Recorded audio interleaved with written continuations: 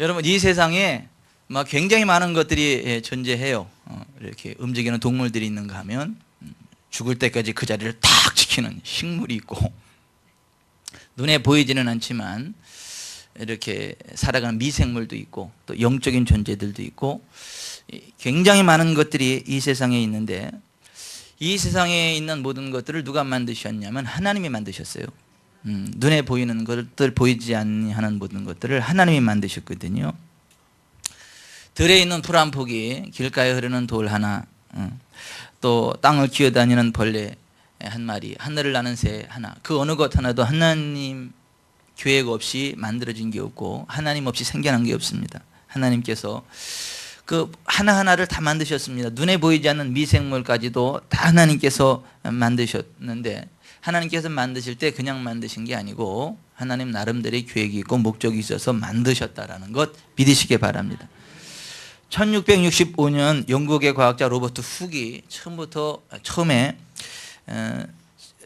처음으로 세포를 관찰했고, 그 세포의 이름을 셀룰라라고 불렀습니다. 셀룰라라는 말은 라틴어로 작은 방이라는 뜻인데요, 세포 한 개의 크기는 일반적으로 직경이 0.4 마이크로미터가 된다고 합니다.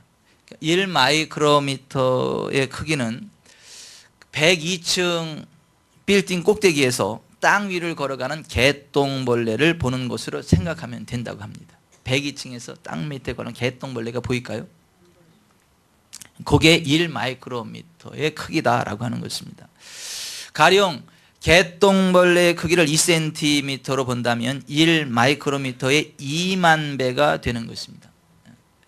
그토록 작은 세포 하나하나가 모여서 각양각색의 동식물을 만들어낸다는 것입니다.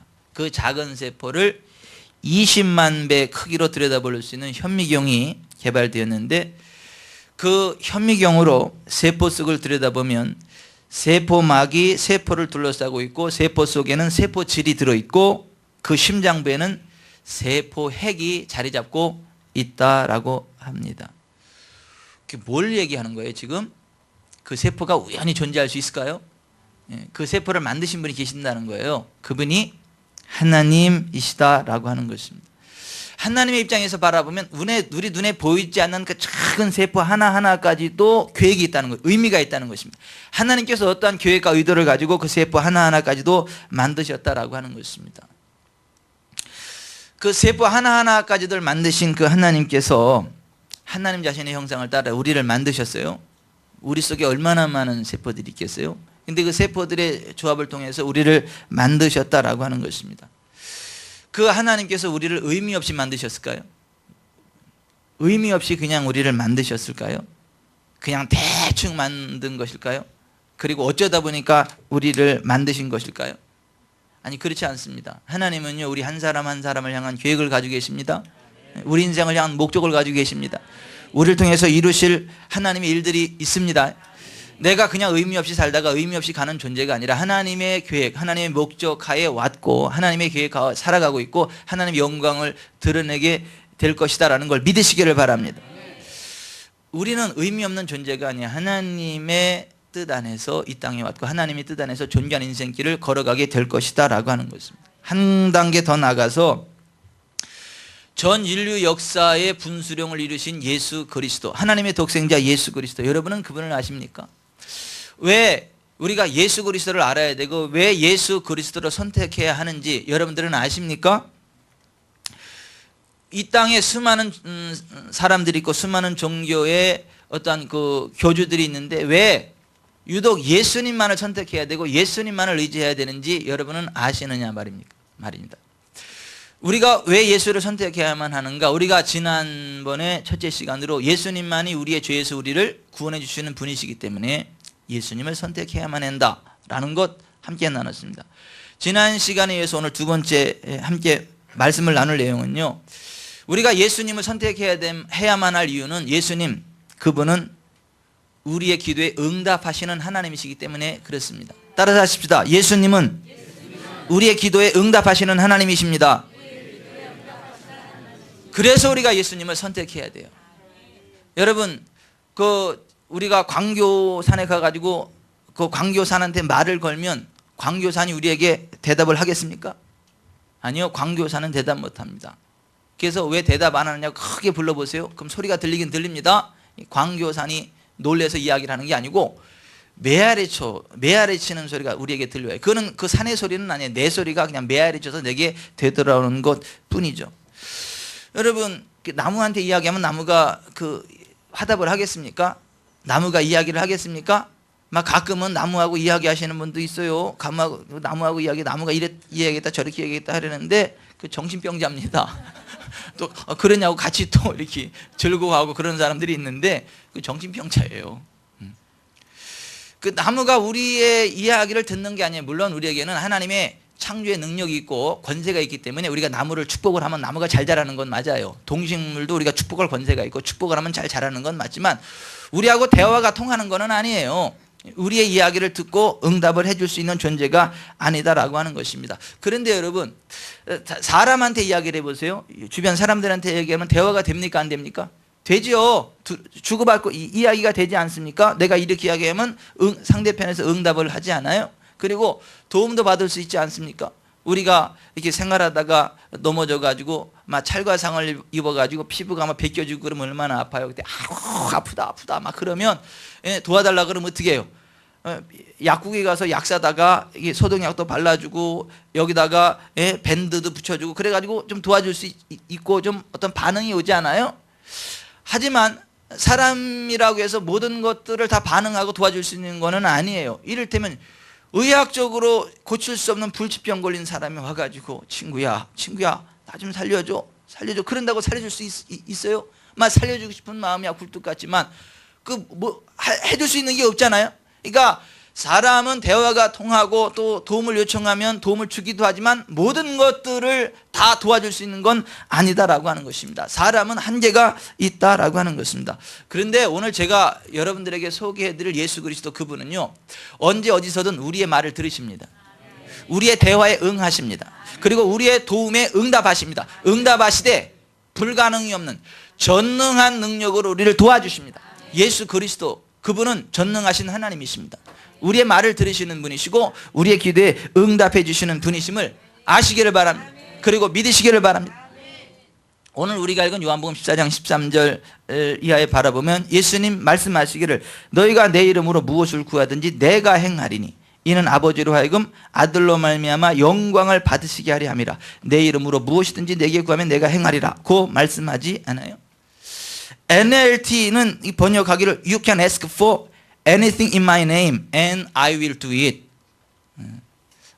영어 잘하는 분들이 여기 몇 분 계시는데 콩글리시를 해서 죄송한데 그래도 통합니다. 하여튼 너희가 내 이름으로 무엇이든지 구할 수 있다. 그리고 내가 그것을 할 것이다.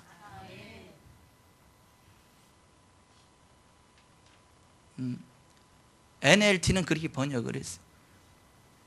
여러분, 우리가 기억해야 될 거는 우리가 진짜 예수님을 믿고 의지한다면요, 예수님의 이름으로 어떤 것이든 구할 수 있어요. 요청할 수 있어요. 그리고 그걸로 끝이 아니고 주님이 그것을 행하십니다. 내가 그것을 행할 것이다. 여러분, 성경에 보면 불치의 나병으로 고통당하던 환자가 예수님을 부르고 고침받았습니다. 중풍병으로 고통당하던 자기의 하인을 위해서 예수님을 찾아와서 예수님을 불렀던 로마의 백부장이 예수님의 은혜로 그의 하인의 병을 고쳐주는 은혜를 입었습니다. 앞을 보지 못하는 맹인이 예수님의 이름을 부르고 응답을 받아서 그의 시력이 회복이 되었습니다. 흉악한 귀신 들린 딸을 둔 엄마가 너무 애절하게 예수님한테 와서 도움을 요청했을 때 그의 딸이 귀신으로부터 자유케 되고 고침받는 은혜를 입었습니다.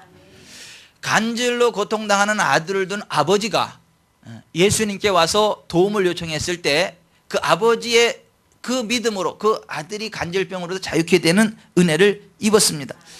맹인과 다리 저는 사람이 예수님께로 와서 예수님의 이름을 불렀고 그들이 고침받는 기적을 맛보았습니다.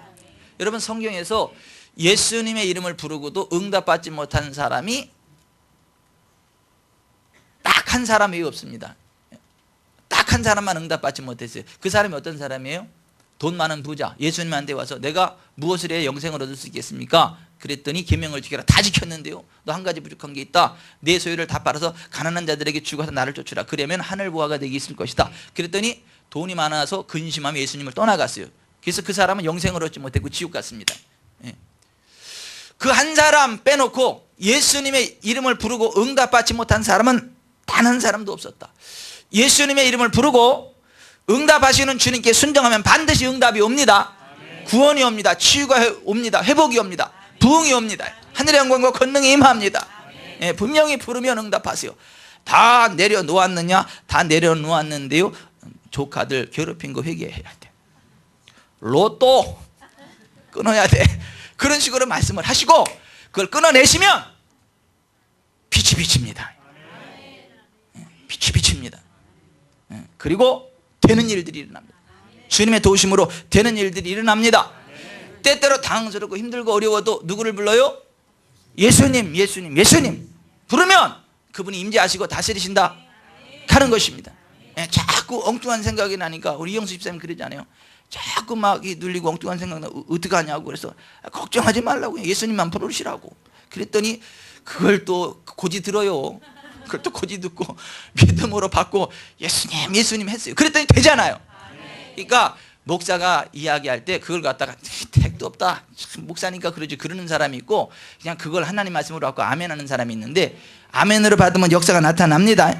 여러분, 예수 그리스도는요, 우리가 부를 때 응답하시는 분이세요. 우리를 도와주실 때 전능하신 능력으로 도와주시는 분입니다. 2000년 전에만 그런 거 아니에요. 지금도 마찬가지입니다. 예수 그리스도는 어제나 오늘이나 영원토록 동일하다. Jesus Christ is the same. 영원토록 동일하신 분이에요. 여러분, 오늘날도 우리가 예수님의 이름을 부르면 응답하십니다. 임재해 주십니다. 우리가 그 예수님의 이름을 부르고 막 기기묘묘한 일들을 많이 경험하고 있고 그런 간증들을 듣지 않습니까? 이병천 카페에 올린 어떤 분의 간증을 제가 잠깐 소개해 봅니다. 2주 전부터 치질의 고통으로 아무에게 말도 못하고 그저 약에만 의존하였다. 약을 바를 때 그때만 고통이 조금 덜할 뿐 병에 차도가 하나도 없었다. 오늘 주일 아침에 교회 가기 전 매일 했듯이 약을 아픈 주위에 바르려다가 문득 효과도 없는 약을 믿지 말고 기도를 통해 역사하시는 하나님께 맡기자라는 생각, 마음의 감동이 들었다. 잠깐 기도하고 집을 나섰고 하루를 교회에서 바쁘고 은혜롭게 보냈다. 집에 돌아와서 생각이 든다. 치질이 다 나았다. 하나님 감사합니다. 성령님 깨우쳐 주셔서 감사합니다. 내가 다른 교회를 다닌다면 이렇듯 살아서 역사하시는 하나님을 알 수 있었을까? 목사님께도 감사합니다. 이젠 나에게 아플 권리가 없다는 것을 선포한다. 또한 가난할 권리도 없음도 선포한다. 또한 만족할 때까지 장수할 권리가 있음을 선포한다. 주님 역사하소서. 예수님의 이름으로 기도합니다. 아멘.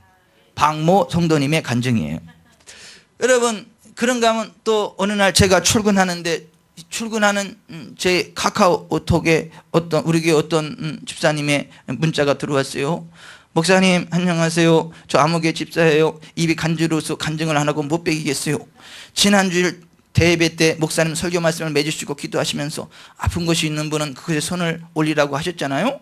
전 10년 전 수원에 이사를 오고 나서 특별히 직장을 들어갈 만한 곳이 없어 어느 회사 식당으로 취직을 했는데 그때 너무 일이 힘들었는지 1년 정도 하고 나니 어깨가 너무 아파 쉬게 되었습니다. 병원에서는 병명도 없는 아픔이었고 치료도 잘 안 되었습니다. 아픈 데가 있다면 기도학원에서 금방 치료가 되고 그랬는데 이 어깨만큼은 낫지를 않았어요. 비가 오거나 날씨가 흐릴 때면 너무 아파 눈물을 흘린 적도 많았습니다. 그날도 무의식 중에 손을 올렸습니다. 전 그땐 몰랐어요. 그런데 요즘 계속 흐리고 비가 왔잖아요. 그런데 어깨가 안 아프네. 나도 모르게 그런 감탄이 나왔습니다. 그 순간 하나님 감사합니다라는 소리가 절로 나왔습니다. 이것뿐만이 아니라 또 있는데 지금은 근무 시간이라 다시 할게요. 목사님 안녕히 계세요. 히히. 그렇습니다. 여러분, 예수님은 어제나 오늘이나 영원토록 변함없이 우리의 기도에 응답하시는 신실하신 하나님이십니다. 세계적인 복음 증거자인 T.L. 오스본이 네덜란드 남부 헤그에서 전도 집회를 하고 있었죠. 그때 기독교에서 아주 적대적이던 호텔 주인이 있었죠. 그 앞에 10만 명이 넘는 대중이 운집해가지고 주 예수의 이름을 부르며 통성 기도하는 모습을 보았습니다. 이 사람이 생각하길 야 미쳤나 보다. 10만 명이 동시에 미쳤나 보다. 다 이게 지금 다 미친 짓인가? 이게 뭐하는 짓인가? 라는 생각을 했습니다. 그러다가 문득 이런 생각이 들었어요. 나는 한평생 기도를 해본 적이 없다. 그것을 자랑하며 살아왔다. 하여튼 별 자랑이 다 있어요. 나는 한평생 기도를 해본 적이 없다. 그것을 자랑하며 살아왔다. 그러나 만일 내가 한 번도 해보지 않은 기도를 한다면 지금이 가장 좋은 기회일 것이다. 설교하는 사람이 말한 대로 나도 따라 해보자. 만일 하나님이 계시다면 하나님을 믿는 사람들이 있기 때문에 하나님은 응답하실 것이다. 그리고 그는 자기의 손을 가슴 앞에 모으고 기도하기 시작했습니다. 그 순간 저항할 수 없는 하나님의 임재의식이 그를 사로잡았습니다. 두려운 느낌이 그를 엄습해 왔습니다. 그는 갑자기 하늘을 쳐다보고 싶었습니다. 그가 하늘을 쳐다보았을 때 거기는 예수 그리스도 그분이 서 계셨습니다. 깜짝 놀란 그는 도망쳐 숨으려고 했습니다. 그러나 그는 마치 무엇에 묶여있는 것처럼 꼼짝도 할 수 없었습니다. 예수님은 불꽃 같은 눈으로 말없이 그를 계속 주시하고 계셨습니다. 그의 모든 죄악들이 그에게 드러나며 그는 눈물을 펑펑 흘리고 오열하는 회개를 했고 마침내 인자하신 예수님의 사랑의 미소를 보았습니다. 몸에서 힘이 빠지고 기쁨에 흐느껴 울면서 땅바닥에 주저앉았습니다. 그의 인생이 그 이후로 완전히 바뀌었습니다. 그렇습니다. 예수 그리스도 그분은 늘 우리 곁에 오셔서 우리가 진심으로 그분을 부를 때마다 나타나시고 응답하시는 좋으신 하나님이십니다. 어느 여자 집사님의 간증입니다. 부천에 있는 모 교회를 다니는 분이시죠. 딸 하나를 낳은 후 10년이 지나도록 아이가 없었어요. 시댁의 기대도 그렇고 남편 역시 아들을 원하고 있었지만 임신이 불가능했습니다. 아들이면 어떻고 딸이면 어때요? 건강하면 됐고 있으면 되지. 아멘. 근데 꼭 그렇게 아들 타령을 해요. 하여튼 뭐 시댁에서도 그렇고 그리고 잘 키운 딸 하나 열아들 안 부러워요. 그러니까 뭐 그리고 제사 받을 일 없으니까 걱정하지 마시고. 그런데 그럼에도 불구하고 꼭 이 아들 타령을 한단 말이죠. 근데 이 10년 동안 아이가 안 생겨요. 그래서 병원에 갔더니 불임이요 이미. 그래가지고 서울에 있는 차병원을 다니며 불임 치료를 받기로 하고 다녔죠. 시험관 아기를 낳기로 병원과 합의한 후 기다리며 치료를 받고 있었습니다. 그러던 어느 날 우연히 충신교회 일부 예배를 참석하게 됐습니다. 그날 설교 가운데 임신이나 해산은 하나님의 선물이다. 가능하면 인간적인 수단이나 방법으로 생명을 만들거나 제한하지 말라는 말씀을 들었습니다. 그 집사님은 자기 입장이 있는 터라 그 말씀을 충격적으로 받아들였죠. 그리고 이런 기도를 했죠. 하나님, 저는 시험관 아기 시술을 안 할래요. 기도로 낳게 해주세요. 하나님 말씀 순종할 테니까요. 저 아들 낳게 해주세요. 아들 낳게 해주시면 책임지고 키우겠습니다. 그리고 그 남편을 설득하고 시험관 시술을 포기했습니다. 그리고 기도를 계속했습니다. 놀라운 사실은 그녀가 임신을 하게 됐고 옥동자 같은 아들을 낳아 6살이 되었다는 것입니다. 그 집사님은 6년 동안 이 기쁘고 감격스러운 소식을 전하기 위해 벼르고 벼르다가 간증을 한다고 이야기했습니다. 여러분 이 간증을 들으면서 무슨 생각을 하십니까? 무엇을 발견하십니까? 저는 두 가지를 발견합니다. 첫째, 하나님은 살아계신 하나님이시고 우리의 기도를 응답하신다는 것. 둘째, 선포되는 말씀을 믿고 그대로 순수한 심정으로 받아들이고 순종하면 반드시 그 복을 받게 되고 응답이 따른다는 것. 오랄 로버츠 유니버시티 신학대학 학장으로 전국적인 기도 운동을 벌였던 레리 리 박사는 17살 때 정신병에 걸려서 4시간 간격으로 뇌 아래 진정제를 맞아야 했습니다. 의식이 가물가물해지고 사람을 제대로 알아보지도 못하는 지경에서 무릎을 꿇고 부르짖기 시작했습니다. Jesus, Jesus, merciful Jesus. 예수님, 예수님, 자비로우신 예수님. 예수님의 이름을 반복해서 부르다 보니 그의 내부에서 너는 내 아들이다. 너는 이 세대에게 나의 메시지를 전할 것이다. 너는 나의 입이 될 것이고 나의 사역자가 될 것이다. 너는 완쾌되어 집으로 가게 될 것이다 라는 확신의 소리가 들렸고 그 후로 그는 완쾌되어 퇴원을 했고 목사가 됐습니다. 그 후에 록밴드의 선두주자였고 히피였으며 약물에 중독되어 신경쇠약으로 시달리던 제리 하윌이라는 사람을 만나 복음을 전했고 마태복음 5장에서 7장까지를 읽고 예수님, 예수님, 예수님을 부르라고 했습니다. 왜냐하면 자기가 그렇게 해서 치료됐으니까. 똑같이 전도하는 거 이렇게. 그랬더니 제리 하윌도 역시 마태복음 5장에서 7장을 읽고 Jesus, Jesus, merciful Jesus, 예수님, 예수님, 자비로우신 예수님을 불렀더니 주님의 임재가 그를 덮어서 그가 치료받고 회복되었어. 하나님을 하나님의 영광을 드러내는 인생으로 바뀌었다라고 하는 것입니다. 그렇습니다. 예수 그리스도 그분은 늘 우리 곁에 계셔서 우리가 진심으로 그분을 부를 때마다 우리에게 다가오셔서 응답을 주시는 좋으신 하나님이십니다. 펜사콜라 교회 부흥의 선두주자로 쓰임받았던 스테판 힐 목사님은 열해 동안 마약을 복용한 마약 중독자로 지내다가 어느 날 심한 발작을 일으키고 나흘 동안 사경을 헤매던 중 어떤 전도자의 도움으로 예수님은 살아계셔서 그의 곁에 계시며 그가 부르기만 하면 다가오셔서 도와주신다는 말을 들었습니다. 심한 발작을 하면서도 그 말을 진심으로 믿고 예수님, 예수님, 예수님을 불렀습니다. 바로 그 순간 혼란과 두려움이 서서히 사라지고 말할 수 없는 평화가 그의 몸속으로 흘러들어 가득 넘치기 시작했고 모든 발작이 멈추었습니다. 그리고 그 사건 이후로 그는 완전한 자유를 얻고 예수님의 제자가 되어 펜사콜라 부흥의 선두주자가 되었습니다.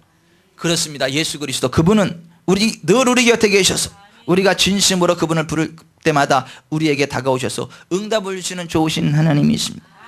영국의 유명한 설교자의 저술가였던 조셉 파커 목사는 말했습니다. 기도를 열심히 하는지 안 하는지를 알려면 그 사람의 얼굴을 보면 된다. 매일 하나님과 가까이 하지 않는 사람의 얼굴에는 아름다움이 없다. 왜냐하면 풍기는 인상이 기도하는 거리가 멀게 느껴지기 때문이다. 그러나 늘 주님과 함께하는 사람에게는 정원에 피어있는 꽃향기보다 더 싱그러운 향기를 맡을 수 있다.